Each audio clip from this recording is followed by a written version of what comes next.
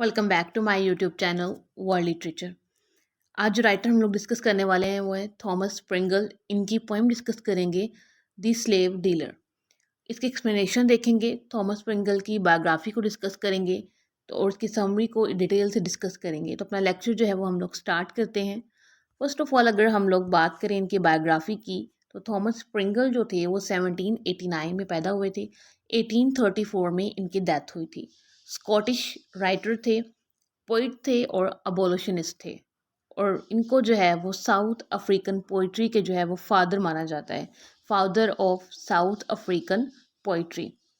उसके बाद अगर हम लोग इनकी सक्सेस की बात करें इंग्लिश लैंग्वेज में एज अ पोइट की, और उसके बाद इन्होंने जो इनका राइटिंग करियर है एज अ ऑथर, तो वो किस तरह से डिस्क्राइब होता है कि इन्होंने जो जितना भी लिटरेरी वर्क लिखा था, जैसे कि साउथ अफ्रीका की स्केनरी के बारे में, नेटिव पीपल्स के बारे में, और साथ ही साथ जो लिविंग उस टाइम की जो कंडीशन थी साउथ अफ्रीका की, उन सबको जो है वो इन्होंने डिस्कस किया है। इसी वजह से जो है ये इंग्लिश लैंग्वेज में फ़ेमस है और इनका जो राइटिंग करियर है वो इतना फेमस है।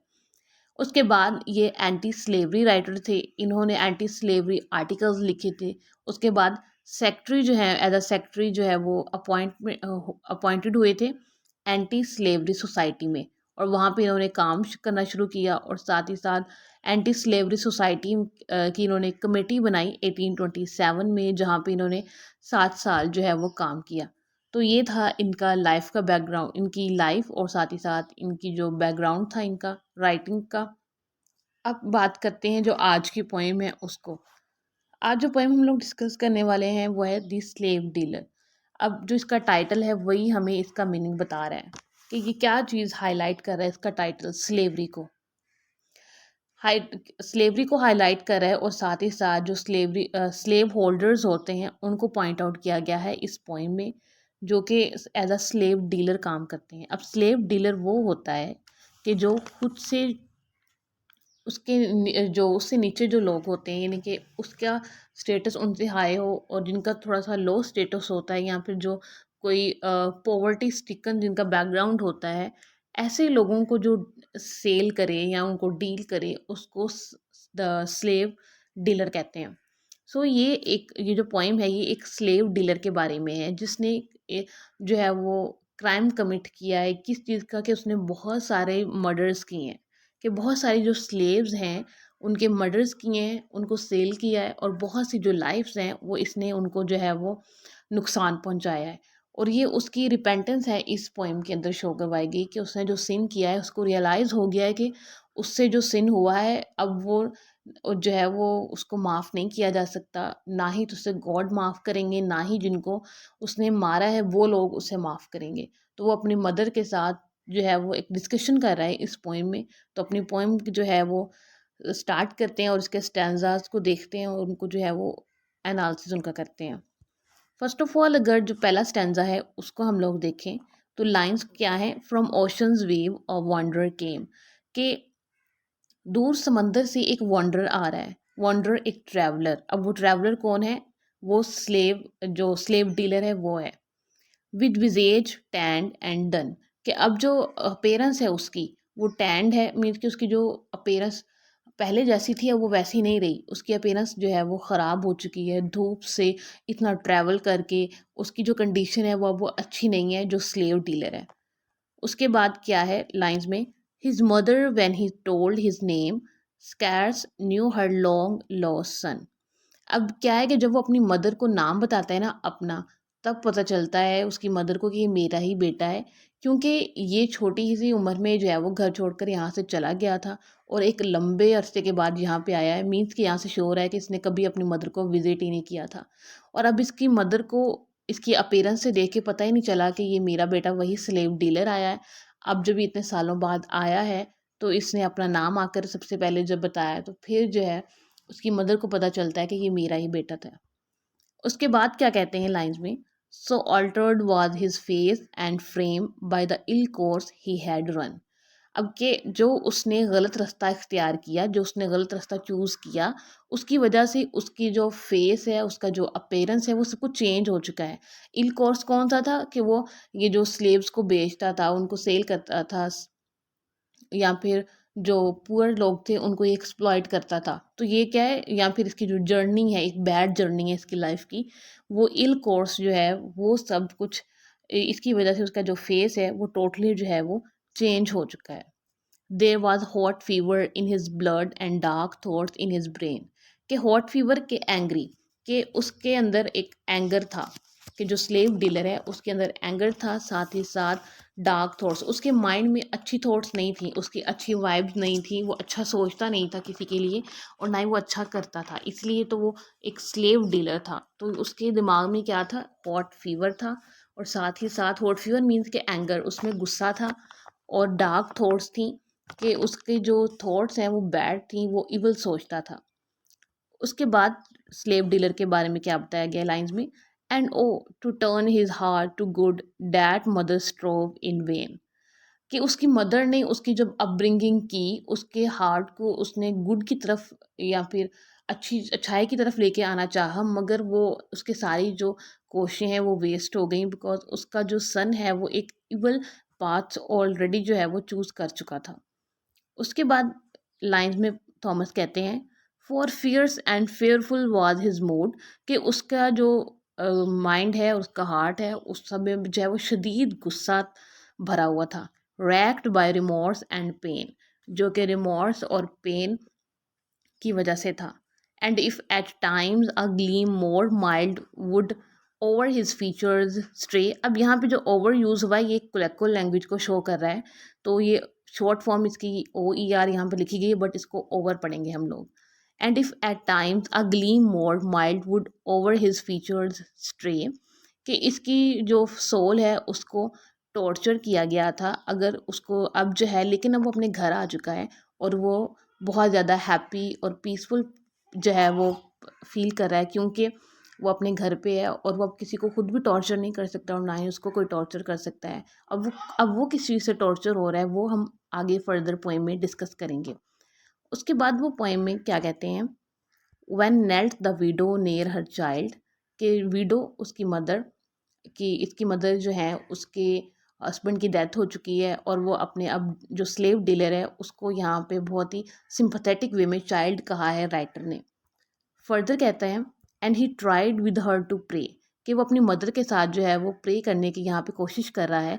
It lasted not for visions and still scared good thoughts away, कि उसकी जो पीसफुल रहने की और पीसफुल एटमोसफियर की जो विश है, और साथ ही साथ जो उसकी प्रे की एक विजन है, वो बहुत ज़्यादा देर तक ना नहीं रह सकती, क्योंकि उसके माइंड में जो चीज़ें घूम रही हैं, उसके माइंड को जो चीज़ें टॉर्चर कर रही हैं वो ओवरहेलमिंग है इसके ऊपर।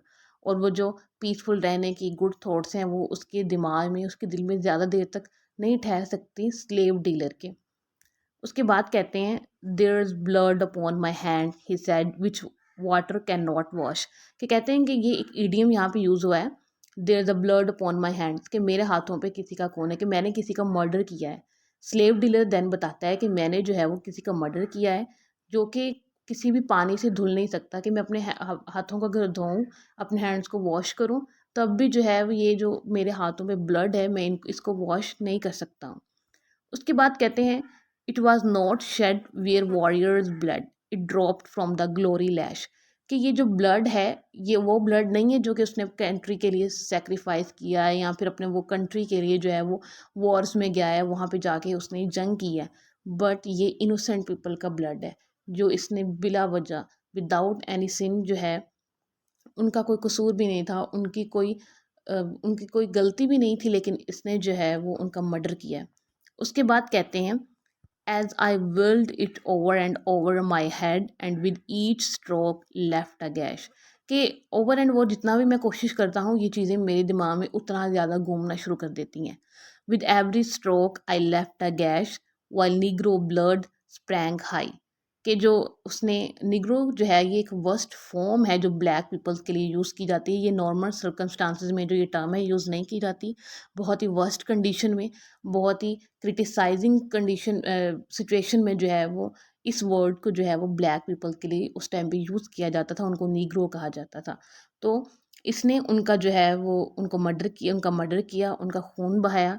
And now all ocean can not wash my soul from murder's dye, कि अब जो मेरा मैंने इतने ज़्यादा मर्डर्स किए हैं जिसकी वजह से मेरे हाथ जो है वो उस खून से जो है वो डाई हो चुके हैं, कि अब जो जितनी दुनिया के बड़े से बड़ा ओशन भी जो समंदर है वो मेरे हाथों को अब धो नहीं सकता या फिर मुझे प्योरिटी नहीं दे सकता, क्योंकि मैंने तो इनोसेंट जो लोग थे उनका मर्डर किया है।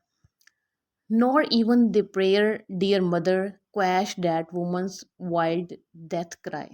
कि कहते हैं कि ना अपनी मदर से वो फिर मुखातिब होकर कहता है कि ना ही जो दुआ है अब वो जो हम प्रेयर कर रहे हैं मिलकर, वो भी उस जो मैंने जिस वुमन को मारा था, जिसका मैंने मर्डर किया था, उसकी जो आखिरी जो डेथ क्राई थी, कि मरने से पहले की जो उसकी आखिरी अल्फाज थे, वो जो है कोई मिटा नहीं सकता है।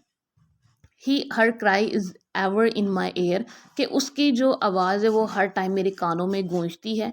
And it will not let me pray, और वो मुझे प्रे भी नहीं करने देती। एंड सेड विद मी थो मस्ट अपेयर, हर look see her voice hair, कि एक ना एक दिन जो है वो तुम्हें हमें के सामने पेश होना होगा। Her look see her voice I hear, कि मुझे वो उसका चेहरा जो है वो हमेशा नज़र आ जाता है, जिसको मैं मर्डर उस टाइम पे कर रहा था, जिसको मैंने इतना मारा और उसका मैंने मर्डर कर दिया। उसके जो आखिरी वर्ड्स थे कि तुम्हें एक ना एक दिन अपने जो क्रिएटर है उसके सामने आना होगा, उसके सामने जाना है। उसकी जो आवाज़ है, उसके अल्फाज है, मैं जब भी प्रे करता हूँ मैं नहीं भूल सकता।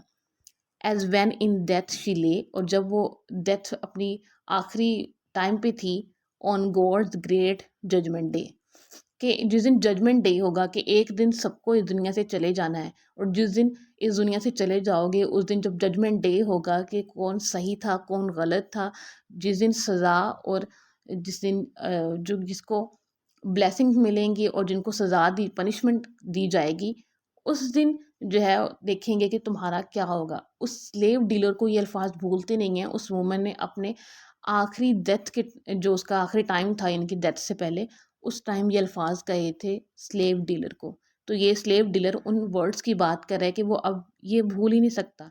वो एक नॉस्टैल्जिक वर्ड है, वो एक टॉर्चरिंग वर्ड है इसके लिए। Now Christ from frenzy keep my son, उसके बाद उसकी मदर जो है वो क्रिस्ट से प्रे करती है कि मेरे सन को जो है उसकी हिफाजत करना, मेरे बेटे की प्रोटेक्शन करना। द वूफुल विडो क्राइड, कि जो विडो है वो रोना शुरू कर देती है उसकी मदर। उसके बाद क्या होता है, सच मर्डर फूल थो नेवर हेस्ट डन, सम फिंट दे सोल बिलाइड। क्या कहती है कि इस ये जो गुनाह किया है, ये जो मर्डर है वो मेरे बेटे ने कि नहीं किया, इसके अंदर कोई इवल स्पिरिट आ गया था, कोई शैतानी रूह थी जिसने इससे करवाया है। देन जो कहता है जो स्लेव डीलर है वो अपनी मदर से कहता है कि no mother, the avenging one was witness when she died, कि जो एंजल है, जो अवेंजिंग एंजल है वो उस टाइम पे वहीं था जिस टाइम पे ये मैं मर्डर कर रहा था। The writhing wretch with furious heel I crushed, no mortal nigh was registered on high, and no now with God have to deal, कि जिसको मैंने उसको इतना बुरा तरीके से मारा कि जब मैं उसको मार रहा था वो उसके आखिरी टाइम पे वो बहुत पेन में थी, वो जो वुमन जिसको इसने मारा है। उसके बाद कहते हैं कि अब मुझे जो है वो खुदा के सामने मैं कैसे डील करूँगा खुद को, कि जो मैंने गुनाह किए हैं उसका कोई अब खमियाजा मैं कैसे भुगतूंगा। But that same hour her dread appeal and dare not meet his eye, कि मैं अब जो है वो खुदा से कभी भी अपनी आंखें नहीं मिला सकता जो मैंने सिन किया है।